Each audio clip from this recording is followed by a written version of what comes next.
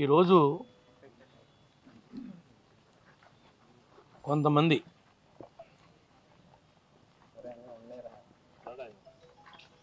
ఉనికిని కోల్పోయి ఆ పోయినటువంటి ఉనికి ఏ విధంగా మరలా వెనక్కి వస్తుందా అనేటువంటి తాపత్రయంలో ఏదో ఒకటి చేసి సెన్సేషనల్ అవ్వాలి అని ప్రయత్నం చేస్తున్నారు. ఇది కూటమి ప్రభుత్వం న్యాయానికి ధర్మానికి కట్టుబడి ఉన్నటువంటి ప్రభుత్వం. మీరు ఎట్లా అంటే అట్లా చట్టాన్ని చేతిలో తీసుకుని ప్రవర్తిస్తానంటే ఊరుకుంటానికి గుడ్డి ప్రభుత్వం కాదు. తప్పు చేసిన వాడు ఈరోజు కాకపోతే రేపైనా కటకటాల ముందు నిలబడాల్సిందే. దానికి ఉదాహరణే ఈరోజు విజయవాడలో జరుగుతున్నటువంటి సంఘటన. మీరు కూడా అందరూ చూస్తూ ఉన్నారు. ఊరికే కావాలని గొడవకు వస్తే మాత్రం ఎవరిని వదిలిపెట్టేది లేదు. ఎవరెవరైతే ఇప్పుడు ఈరోజు ఎస్పీ గారిని కూడా కలిసాం.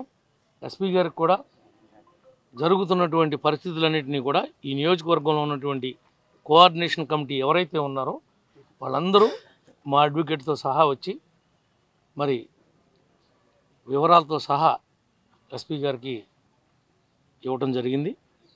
తప్పనిసరిగా తప్పుంటే మాత్రం యాక్షన్ తీసుకుంటామని చెప్పి పోలీసు వారు చెప్పారు. ఈ విషయాలన్నింటినీ కూడా మా పార్టీ దృష్టికి, అదేవిధంగా ముఖ్యమంత్రి గారి దృష్టికి, ఉప ముఖ్యమంత్రి గారి దృష్టికి కూడా అన్ని విషయాలు కూడా తీసుకెళ్తామని చెప్పి కూడా తెలియజేస్తున్నాం. ఇంకా ఎన్నికలు కూడా ఉంది కాబట్టి ఇంకా వేరే విషయాలు ఇప్పట్లో మాట్లాడలేము.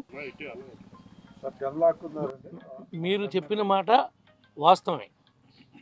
నేను బరస్ట్ అయిన మాట నిజమే.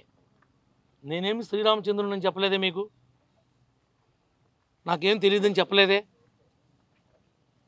నీవు నా కారు అడ్డం పెట్టి నా డ్రైవర్ మీద, నా గన్మెన్ మీద నీ మనుషులు నీ మంది బలాన్ని వేసుకుని తిరగబడతా ఉంటే మేమేమన్నా చేతగాని దద్దమ్మలమా? మేమేమన్నా గాజులు వేసుకున్నామా? నువ్వు ముండలాగా నువ్వు తిరుగుతూ ఉండి మా మీద తిరగబడే హక్కు మీకు ఎవడిచ్చాడు? ఇది డెమోక్రసీ. నీకు శుభకార్యాలకు వెళ్ళే రైట్ ఉంది, నాకు వెళ్ళే రైట్ ఉంది. నేను వెళ్ళినప్పుడు నా కారు వస్తుంది, మీరు వెళ్ళినప్పుడు మీ కారు వస్తుంది. నేను వెళుతున్నప్పుడు నా కారు అడ్డంగా నీ కారు తీసుకొచ్చి పెట్టి కావాలని నన్ను ఆపటం ఇది భావ్యమా? ఈ విషయాలు అడగలేకపోయారండి మీడియా మిత్రులారా? ఎవరి కారుకి ఎవరు అడ్డం పెట్టారు? ఎందుకు పెట్టవలసి వచ్చింది? ఏ ఉద్దేశంతో పెట్టారు? మీ యొక్క ఆలోచన విధానం ఏంటి? మీరు ఎవరికి అడ్డం పెట్టదలుచుకున్నారు అక్కడ? అది ఒక శుభకార్యం. తెలుగుదేశం వాళ్ళు వస్తారు, దొంగల పార్టీ వాళ్ళు వస్తారు, బీజేపీ వాళ్ళు వస్తారు, జన సైనికులు వస్తారు, అన్ని పార్టీలు వస్తారు, వెళతారు. వచ్చినవాడు పెళ్లి పని చూసుకోవాలి, వాళ్ళకి విషయం చెప్పాలి, ఎవరన్నా మనకు కావాల్సిన ఉంటే ఆత్మీయంగా మాట్లాడుకోవాలి, మన పని చూసుకుని మనం వెళ్ళిపోవాలి. కార్లకు అడ్డం పెట్టి వెళ్ళనీకోకుండా కదలనీకోకుండా ఎవరి యొక్క స్వేచ్ఛని మీరు ఆపుతారని అడుగుతున్నాం. మేము అడిగిన దానికి మీరు అడగాలి వాళ్ళని. నిజంగా కారు పెట్టలేదా చెప్పమానండి. నీకు కావాలంటే విజువల్స్ ఇస్తా. నా కారు కెమెరా ఉంది. నా కారు ముందు క్వైట్ ఒక ఇంచు కూడా కదలతాగ లేకుండా అడ్డం పెట్టాడు. నా డ్రైవరు గన్మెన్ నాతో ఉండిపోయాడు. నా డ్రైవరు 3 సార్లు సెక్యూరిటీ వాడిని, ఆ యొక్క కళ్యాణ మండపం సెక్యూరిటీ వాడిని పంపించి 3 సార్లు మేము సార్ వచ్చేసారు కారు తీయండి అని చెప్పి కౌరు పెట్టాడు. కారు తీయిపోగా ఎదురు మాట్లాడుతుంటే వీళ్ళు ప్రజల సొమ్ముతో బతికేవాళ్ళు, ప్రజల సొమ్ము కాజేసేవాళ్ళు, దోపిడీదారులు. వీళ్ళు తిరగటానికే హక్కు లేనటువంటి వాళ్ళు ఈ నియోజకవర్గంలో. వీళ్ళ ఇంటి ముందు రోజు వంట వార్పు జరుగుతుంది. కొన్ని కోట్ల రూపాయల డబ్బు లూటీ చేశారు. వాటికి సమాధానం చెప్పబడద్దని ఏదో బొంకుతుంటే సరిపోతుందా? నేను తిట్టాను అంటే తిట్టకేం చేస్తారు?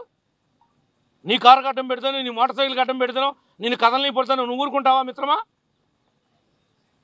నువ్వు ఊరుకుంటావా అని అడుగుతున్నా. నీకు ఆవేశం రాదా? నేను తిట్టలేదని మీతో చెప్పానా? తిడతామే కాదు, ఎక్కడి దాకా వెళ్ళాలో అక్కడ దాకా వెళ్తాం.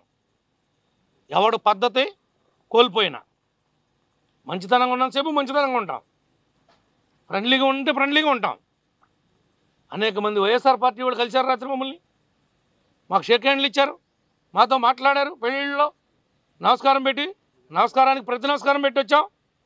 నీకు సంస్కారం లేదు కాబట్టి నువ్వు సంస్కారహీనుల్లాగా ప్రవర్తిస్తున్నావు. కబడ్దార్ ఏమనుకుంటున్నావు? కబడ్దార్. మంచిగా ఉన్నంతసేపు ఎవరి జోలికి చీమకి కూడా ఈ నియోజకవర్గంలో హాని జరగటానికి వీల్లేదు.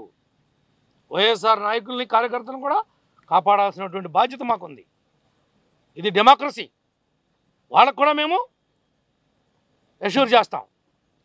అంతే తప్ప తప్పు నడిచినా నడిపించినా మెసిలేదు లేదు, కదిలేదు లేదు.